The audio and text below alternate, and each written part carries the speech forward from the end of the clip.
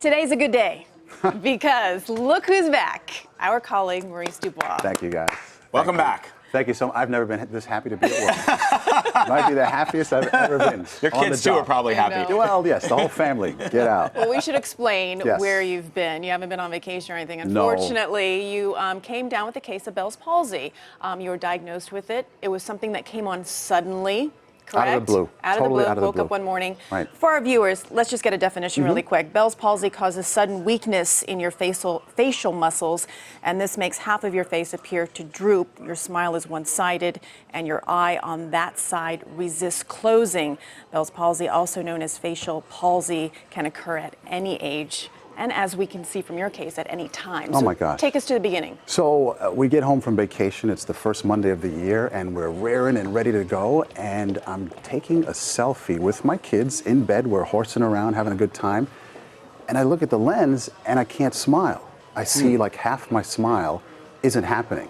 Wow. So I run to the mirror. I see the face is frozen, literally locked up, not moving. Like the lines on the forehead, not there on this side. Called my Try doctor. as you might, you can't. You can't force it. It doesn't move. Shocking. Just, I mean, out of the blue. Otherwise, in, I would say, pretty good health. Is there any pain No or pain. like a numbness? No pain. You feel absolutely nothing except when you try to do it, you can't move it. It's just not happening. So I call the doctor. He knows what it is right away, sets me up with a neurologist who then diagnoses it pretty quickly through a whole series of tests. And what do? You just wait it out. You take a series of medications. You take steroids and some antiviral. That's the best they have, and It's just a waiting game that's after really that, what right? it is. And this could go on anywhere from a couple, 3 weeks to a full year. Wow. I mean, that's what I've heard and read about, and it can even not undo itself. So you just kind of wait it out. I mean, in the process, you see sort of the good, the bad, and the ugly. You look at yourself, and you see a pretty hideous representation of yourself. It's disturbing. Frozen face, can't move. And you just, I mean, there's an emotional roller coaster that takes place. You Sure, I think, can imagine. will this ever end? Right. Am I going to come Plus, out it of must this? be really scary, Maurice. Like, I've never heard, I mean, to never know what this is, and you wake up all of a sudden, and you probably wouldn't have even known if you hadn't been taking that selfie at first, right? You would have, the first time you would have seen it would have been in the mirror, and you're trying to do something, and it's like, oh man, I can't You don't move have my face. control. None. And at the same time, my eye was tearing. It was open. It wouldn't shut. You wouldn't blink. Even voluntary movements don't even take place in a How do normal you way. sleep Yeah. if you can't close your eye? You get a sort of an ointment to try to keep it shut. Some people use a patch. In my case, I didn't. So it doesn't close. So it really It doesn't close when you I mean, sleep. you have to force it shut. I mean, and the video will show that as well. So, I mean, okay, so I talked about the good, the bad, and the ugly. The bad is you're worried, you're terrified. But the good is, I mean, this outpouring of love from people from all over the country, the world, quite frankly. Everyone I've met or touched in some way just like gave it back in spades. And it was really an amazing, emotionally just affirming kind of experience from that standpoint, right? Yeah. I mean, so you have this dichotomy going on, terror and love. Right. I mean, and you're know, also you're trying to reading all balance these it. nice things about yourself. I was joking with somebody, it's like going to your own funeral. In the best sense possible. Yes. And I'm not kidding when I say that, because people are so wonderful and just embracing throughout this whole thing. And so finally by week 3, I started to get like some movement. Actually, week 2, it just started to, there was some movement, so it was so encouraging.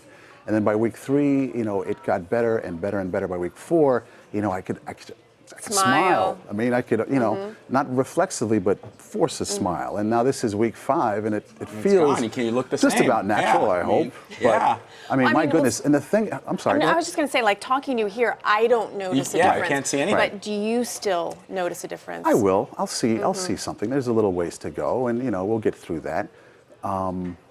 I forgot what I was going to say. I know, I'm sorry. Which is not But in your eye, unusual. you can close your eye now to Eyes sleep? can close. There's no pain. There never has been. The outlook is good. But I guess the thing I was going to mention is that this thing is what they call idiopathic. There's no known cause. You can't see it coming.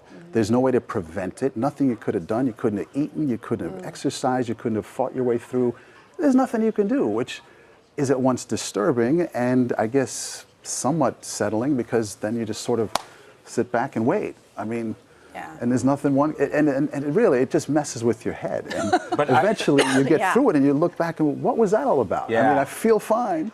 But you don't, it's just something that happened. Right. But I wonder, just like, everybody goes through something in life, and Right. they're good and they're bad, and there's always a lesson. Yes. No matter how terrible it is or how wonderful it is there one that you can maybe share with our Do you viewers? have an hour to talk about? We need to get Dr. Phil. Yes. There are so Dr. many Phil out lessons you learn about getting your priorities in straight. Yeah. It starts to sound cliche, but once you have health, you have everything, and Yeah. if you don't, you have nothing. It's been said, but when you live it, it's really, I mean, I'm sitting there thinking, if this doesn't go away, what are my kids going to experience? Their dad. I mean, that's an incredibly disturbing you're a special concept. case too because you make a living on camera. Correct. People Correct. are looking at your face, and you need to be able to speak properly, and you know you don't want it to be a Which I don't distraction. always I do, mean, so we're Which is being exactly honest it. here. You know, you can't have it be a distraction. It's incredibly distracting to look at someone who's got that, Yeah. right? But if you had any other job in the world, just go to work and fight through it. Right. But this one, kind of inconvenient.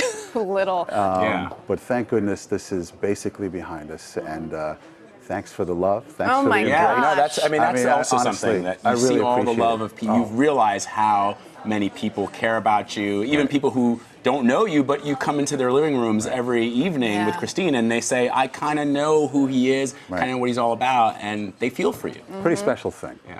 And I'm thankful for it. Honestly, grateful for it. Well, I've been asked the same question. When's Maurice coming back? How's Maurice doing? At the grocery store, I'm like picking out my apples. Where's Maurice?